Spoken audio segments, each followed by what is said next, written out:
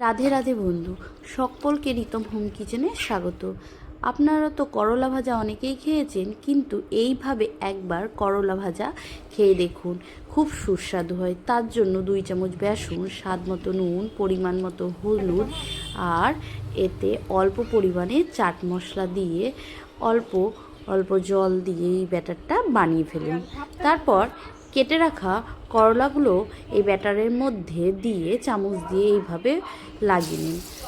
কড়াইয়ে তেল গরম করে মিডিয়াম টু লো ফ্লেমে করলাকে ফ্রাই করলেই আপনার রেডি। এইটা এতটাই সুস্বাদু হয়, আপনারা না বানিয়ে খেলেন বুঝতেই পারবেন না। এটা খুব মুচমুচে হয়। দেখুন, আমি একটা আপনাদেরকে ভেঙে দেখাচ্ছি, আওয়াজটা শুনে আপনারা অবশ্যই বুঝতে পারবেন কতটা মুচমুচে হয়েছে। এটা ছোট বড় সবাই অনায়াসে খেতে পারবে, অতটাও তেতো লাগে না। আর এটা দিয়ে তো এক থালা ভাত মিনিটেই শেষ হয়ে যায়।